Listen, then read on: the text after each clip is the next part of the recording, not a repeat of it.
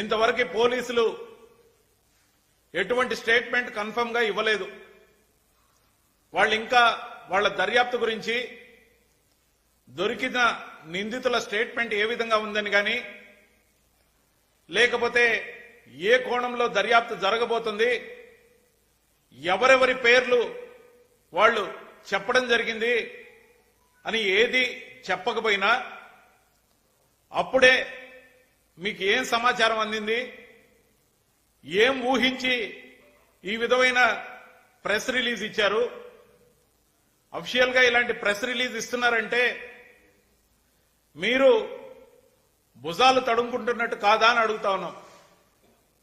ఖచ్చితంగా దొరికిపోయామని మీరే ఈ దాడి విజయవాడ నగరంలోకి ఎంటర్ అయిన తర్వాత ముఖ్యంగా గుంటూరు నుంచి జనసమూహాలు జగన్మోహన్ రెడ్డి గారి బస్సు యాత్రకు తగ్గుతాయని మీరు భావించి ఏదైతే కలలు కన్నారో, కృష్ణా వారధి పోటెత్తడంతో పాటు జనంతో విజయవాడ జనసంద్రంగా మారి ఒక ప్రవాహంలాగా ఉన్న జనాన్ని చూసి ఓర్చుకోలేక మీరే ముఖ్యమంత్రి వైఎస్ జగన్మోహన్ రెడ్డి గారి మీద దాడి చేశారని ఖచ్చితంగా అనిపిస్తోంది. మేం కోరుతున్నాం, ఖచ్చితంగా మీరే చెప్తున్నట్టు బోండా ఉమా పేరు ఉందని మీకు కన్ఫర్మ్ గా తెలుస్తుందంటే మీ పేరు దాకా వస్తుందని భయపడుతున్నారా అని అడుగుతున్నాం. అసలు ఎవరు అధికారికంగా విచారణ గురించి చెప్పకపోతే ఏ బోండా ఉన్నాడో ఏ బజ్జీ ఉన్నాడో మీకు ఎలా తెలుసని అడుగుతున్నాం. మరీ ముఖ్యంగా మీరు ముక్తాయించిన అంశాలు ఏవైతే ఉన్నాయో,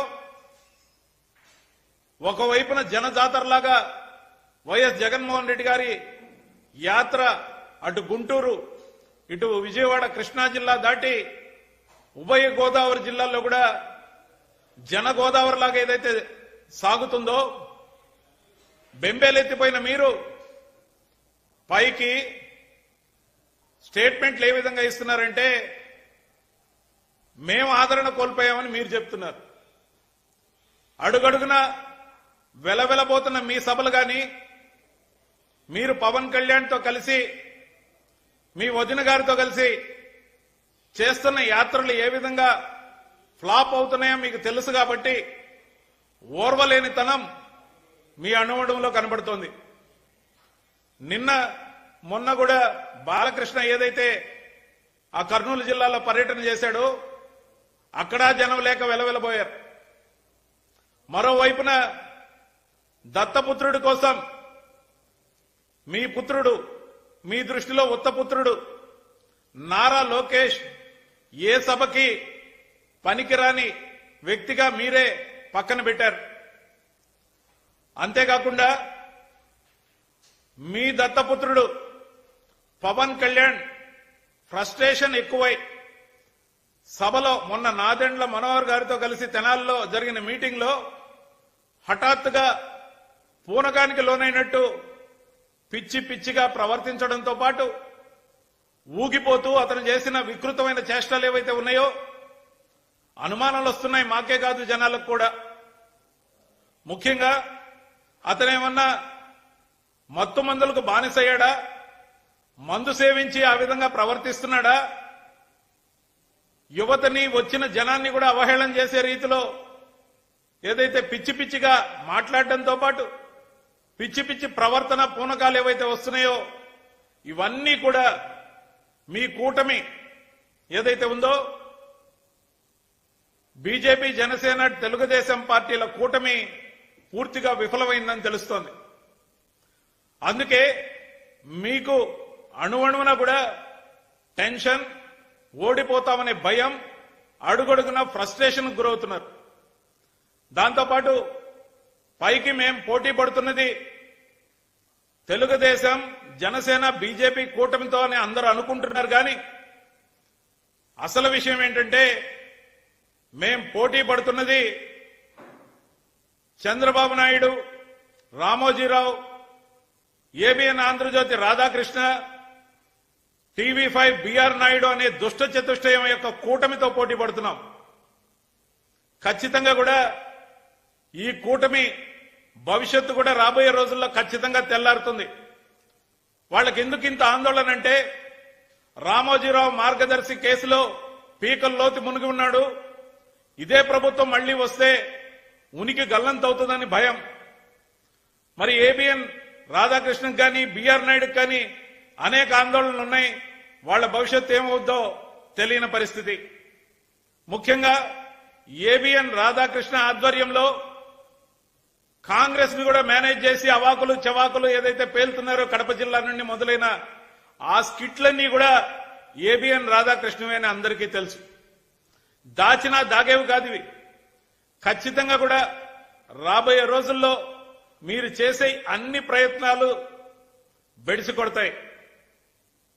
ఎందుకంటే ప్రజాదరణ కోల్పోయిన మీరు కేవలం వ్యతిరేక కథనాలు ఈనాడు ఆంధ్రజ్యోతిలో రాయించి ఆ బయాసుడ్ 4-5 ఛానళ్లలో వార్తలు గుప్పించి తద్వారా నెగటివ్ న్యూస్ ద్వారా మీరు అధికారాన్ని సాధించాలనుకునే ఎత్తుగడ మీది.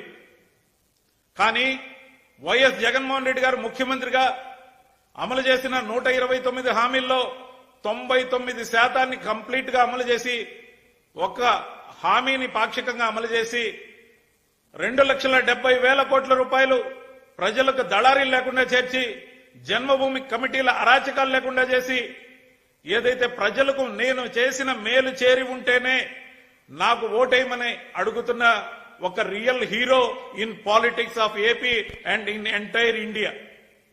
అటు గ్రామ సచివాలయాలు గాని గ్రామ స్వరాజ్యం దిశగా నడిపిస్తున్న విధానం గాని రైతు భరోసా కేంద్రాలు గాని మరీ ముఖ్యంగా వాలంటీర్ల వ్యవస్థ ద్వారా గాని ప్రతి గడపకి సేవలందించిన ప్రభుత్వం వైఎస్ఆర్సీపీ ప్రభుత్వం.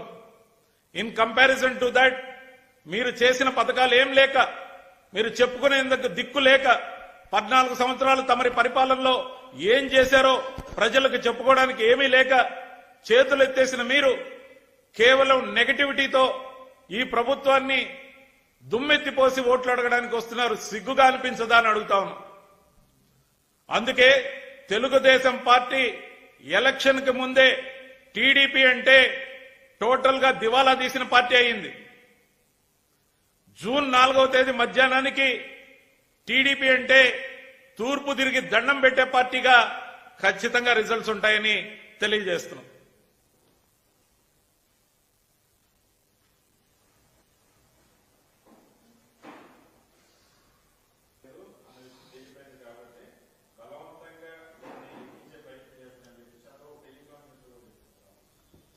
అంటే అసలు దొంగ ఎవరు చంద్రబాబు అనే అనుమానాలు దీని ద్వారానే ఏర్పడుతున్నాయి.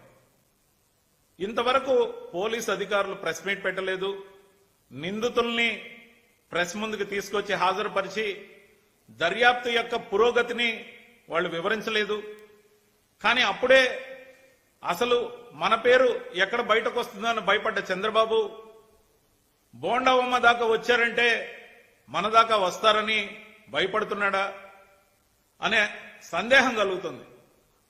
అసలు ఈయన గారికి ఈ ఇన్ఫర్మేషన్ ఎక్కడి నుంచి వచ్చింది అంటే ముందు జాగ్రత్త చర్య కోసం దొంగే దొంగ దొంగ నడిచినట్టు చంద్రబాబు ముందు జాగ్రత్త కోసం మన దాకా వచ్చిన తర్వాత రియాక్ట్ అయితే మనం దొరికిపోతామని మేము ముందే చెప్పాం కదా అని బుకాయించేందుకు చేస్తున్న విఫలయత్నంగా ఇది కనపడుతోంది. ఖచ్చితంగా చేయించింది చంద్రబాబే ఖచ్చితంగా అనే అనుమానాలు దీని ద్వారా బలపడుతున్నాయి. అది బోండా ఉమా అనుచరులు చేశారా, బోండా ఉమా ద్వారా డబ్బు అందుకున్న మైనర్ బాలురు ఎవరైతే చేశారో వాళ్ల ద్వారా జరిగిందా? ఇప్పటికే వస్తున్న ప్రాథమిక సమాచారం మేరకు వాళ్ల ఛానల్స్ లతో పాటు వివిధ ఛానల్స్ లో bonda Uma phone switch off చేసుకున్నట్టు ప్రస్తుతానికి ఎక్కడున్నాడో తెలియకుండా ఉన్నట్టు ఉన్న సమాచారంలో లోతు కూడా ఆ పోలీసు అధికారులు వెరిఫై చేస్తారని నేను అనుకుంటున్నా.